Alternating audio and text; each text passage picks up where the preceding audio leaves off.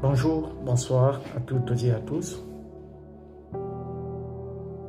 Je me fais le devoir aujourd'hui de vous lire un extrait de mon manuscrit, du livre que j'ai écrit donc dans mon exil, loin de mon pays, la Guinée. C'est le chapitre 29, intitulé « L'exil forcé ». Fuir pour survivre. L'exil n'est jamais un choix de confort. C'est une décision arrachée, douloureuse, souvent prise dans l'urgence. Quitter sa terre, sa famille, ses amis, ce n'est pas une aventure, c'est une blessure. Quand j'ai été contraint de partir, ce n'était pas pour découvrir le monde, mais pour survivre. L'arbre qui veut rester debout fuit parfois l'incendie. Je me suis senti comme cet arbre. J'avais des racines profondes en Guinée, dans mon travail, dans mes convictions, dans mes liens humains.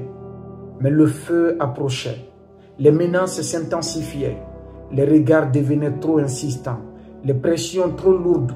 Rester aurait été accepter l'incendie. Avec toutes ses conséquences, partir, c'était la seule façon de préserver la vie, d'espérer un lendemain. L'exil, c'est une errance. On quitte un pays en pensant trouver refuge, mais on se retrouve avec un vide immense. Le vide du déracinement, le vide des repères perdus, le vide de ne plus entendre chaque jour les sons familiers de sa ville, de son quartier, de ses collègues. C'est se réveiller ailleurs, avec la conscience que l'on est devenu un étranger, que son corps est en sécurité, mais que son cœur est resté derrière. Pourtant, l'exil est aussi une forme de résistance.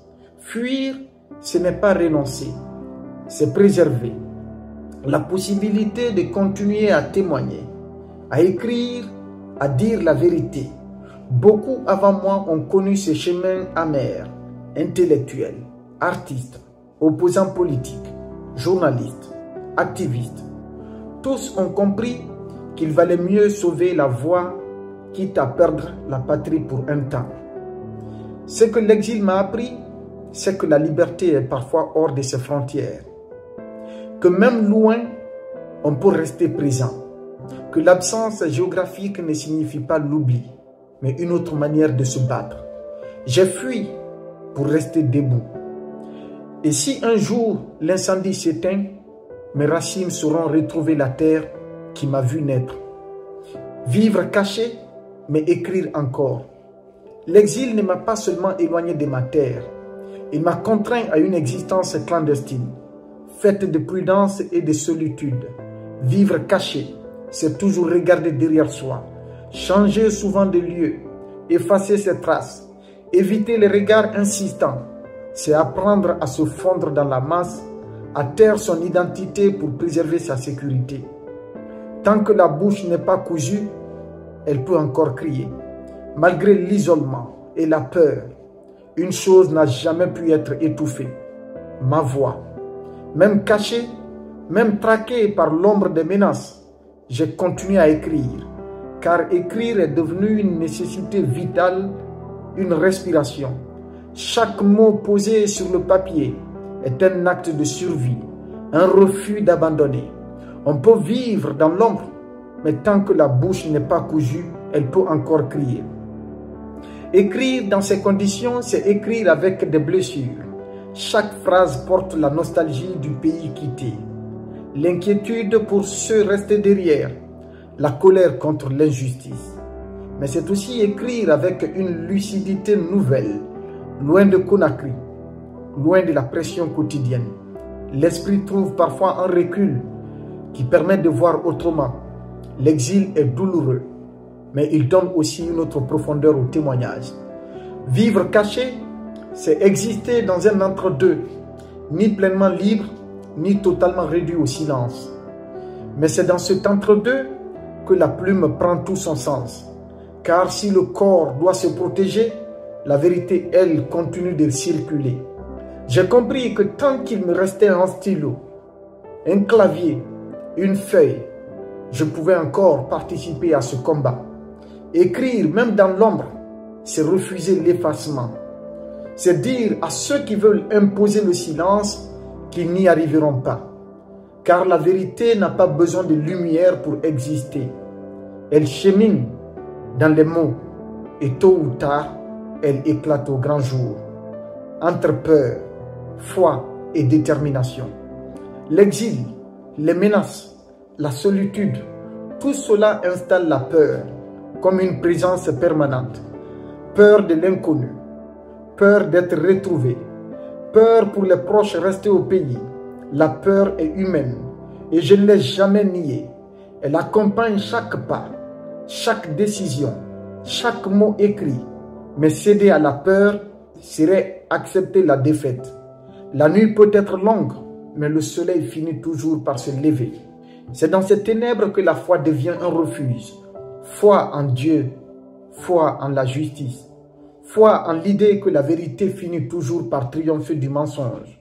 Cette foi ne supprime pas la peur, mais elle l'équilibre. Elle donne la force de continuer, même quand tout semble perdu. Elle rappelle que les bourreaux passent, mais que la mémoire reste. La détermination. Enfin, est ce qui relie la peur et la foi. Elle est ce choix obstiné de ne pas abandonner, déterminé à témoigner, déterminé à écrire, déterminé à garder vivante la flamme de la vérité même vacillante. La détermination, c'est la certitude que le combat pour la liberté est plus grand que soi et qu'il vaut toutes les épreuves. Entre peur, foi et détermination, j'ai appris que la fragilité peut devenir une force. La peur rend vigilant, la foi garde debout et la détermination pousse à avancer malgré tout. Ensemble, elles dessinent un chemin de résistance. La nuit guinéenne est longue, mais elle ne sera pas éternelle. Le soleil finira par se lever. Et ce jour-là, la peur s'effacera devant la lumière d'un peuple réconcilié avec lui-même. L'espérance au bout du chemin. Ce livre est une blessure et une promesse. Blessure d'avoir vu mon pays sombrer dans l'injustice, la peur et le mensonge. Blessure d'avoir assisté impuissant, parfois à l'érosion des rêves, à la trahison des espoirs, à l'étouffement des voix libres. Chaque page que j'ai écrite porte la trace de cette douleur, celle d'un citoyen obligé de fuir, d'un journaliste réduit au silence forcé, d'un homme qui a vu son pays se déchirer. Mais ce livre est aussi une promesse. La promesse, c'est que rien n'est éternel, sauf la vérité et l'espérance. Car les régimes passent, les dictateurs s'effondrent, les bourreaux s'effacent, mais la mémoire reste. Et avec elle, la certitude que le soleil se lèvera de nouveau sur la Guinée. Je l'ai écrit dans la douleur de l'exil, mais aussi dans la conviction intime que mon pays renaîtra. J'ai écrit pour que l'oubli ne vienne pas recouvrir nos martyrs, pour que la mémoire éclaire la route de nos enfants, pour que la dignité et la justice ne soient plus des rêves mais des réalités. La Guinée a trébuché, elle a été trahie, humiliée, blessée, mais un peuple peut être trahi, jamais vaincu, tant qu'il garde la mémoire et le courage. C'est ce courage qui fera un jour de nos blessures des cicatrices et de nos cicatrices des leçons. L'espérance est au bout du chemin. Elle n'est pas un mirage, elle est une certitude. Elle naît dans la bouche des enfants qui rient malgré la pauvreté. Elle vit dans les gestes de solidarité des femmes et des hommes qui refusent de plier. Elle se nourrit de chaque parole libre, de chaque acte de résistance, de chaque rêve qui refuse de mourir. Un jour, la Guinée se relèvera. Et ce jour-là, nos plaies ne seront pas oubliées. Elles seront les fondations d'un avenir meilleur. Car un peuple qui se souvient est un peuple qui ne meurt jamais. Mamadou Babila Keïta.